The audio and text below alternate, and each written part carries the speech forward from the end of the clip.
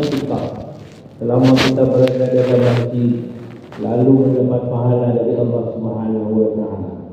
Kemudian ketika khatib di mimbar membaca khutbah, tidak ada yang ngomong, tidak ada yang bicara, karena itu akan menjadi laba kepada kita pelaku jamaah. Ketika khatib mau menyampaikan pesan-pesan, maka kita ikuti, kita dengar, dan tentunya nanti kita jalankan. Ini bahagian dari pelaksanaan ibadah Jumat kepada kita umat Islam, khusus yang diwajibkan bagi laki-laki. Bila ada jamaah atau ibu-ibu di rumah mendengar melalui radio, juga kiranya menjadi manfaat. Hadirin kaum muslimin, sidang jamaah Jumat yang dirahmati Allah. Pada malam 17 Ramadan, secara masyarakat kelompok di tingkat kampung, kecamatan, kabupaten, provinsi, bahkan tingkat negara, biasanya secara lazim melaksanakan perayaan Nuzul Quran. Nuzul Quran ini bermakna memperingati hari atau malam diturunkan Al-Quran. Kita fahami bahwa Al-Quran diturunkan kepada Rasulullah Muhammad sallallahu alaihi wasallam pada malam bulan Ramadan, pada saat Rasulullah berada di dua hira. Prosesi diturunkan Al-Quran secara bertahap atau berangsur-angsur melalui malaikat Jibril, disampaikan kepada Nabi Muhammad sallallahu alaihi wasallam. Manakala Rasulullah sedang bertakhannus di gua Hira, datang malaikat Jibril lalu menyampaikan beberapa ayat. Ketika itu Nabi diajak untuk membaca, supaya Rasul membaca. Walaupun Nabi mengatakan ma'ana biqari'in, apa yang saya baca sementara yang bisa baca. Lalu malaikat merangkul Rasulullah, mengajak untuk membaca Iqra bismi rabbikal ladzi khalaq. Ini adalah ayat yang pertama turun menjadi momentum diangkatnya Rasul Nabi Muhammad menjadi Rasul. Kemudian diajak untuk membaca kita semua, baik yang tertulis atau yang tidak tertulis. Maka ketika itu Rasulullah merasa menggigil, merasa berat. Maka beliau pulang ke rumah, lalu menjumpai istrinya Khadijah. Wahai Khadijah, salimuni ya kali. Rasul meminta supaya Khadijah menyelimutinya. Kenapa? Karena menggigil. Lalu kemudian Khadijah bertanya, apa yang telah terjadi wahai suami? Rasul menjawab, tadi ada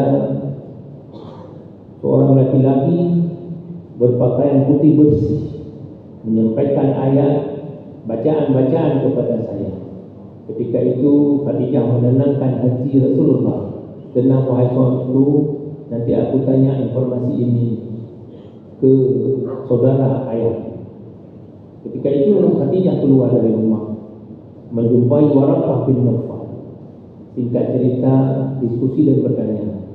Lalu Waraqah bin Nawfal menjawab, Namus, ini adalah utusan Allah, malaikat datang kepada suamimu sebagaimana didatangkan kepada nabi-nabi sebelumnya. Maka suamimu akan menjadi orang besar, wahai Khadijah. Ketika itu Khadijah menyampaikan informasi itu kepada Rasulullah, sehingga Rasulullah menjadi tenang. Ini adalah wahyu dari Allah Subhanahu wa taala. Dan mulai saat itu Rasulullah bergerak untuk menyampaikan pesan-pesan agama.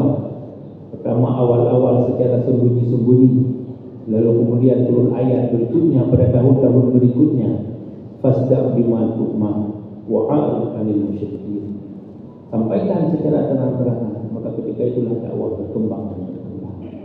Bukti bahwa Al-Quran diturunkan dalam bulan Ramadan dijelaskan dalam surah Al-Baqarah ayat 185 sebagai berikut. Syahrul Ramadan alladzi unzila fihi al-Qur'an hudan lin-nasi wa bayyinatin minal huda wal furqan. Bulan Ramadan adalah bulan yang di dalamnya diturunkan Al-Quran sebagai petunjuk bagi manusia dan penjelasan-penjelasan mengenai petunjuk itu dan pembeda antara yang benar dan yang batil. Dalam tafsir Ibnu Katsir disebutkan bahwa Al-Quran sebagai petunjuk sebagaimana dimaksudkan dalam ayat tersebut bagi para hamba yang beriman, mempercayai atau meyakini kebenaran Al-Quran dan mengikutinya. Al-Quran juga menjadi bayyinah atau penjelasan. Al-Quran juga merupakan dalil atau hujjah yang jelas bagi mereka yang memahaminya, sehingga mengetahui mana yang hak dan mana yang batil, hingga persoalan-persoalan halal dan haram.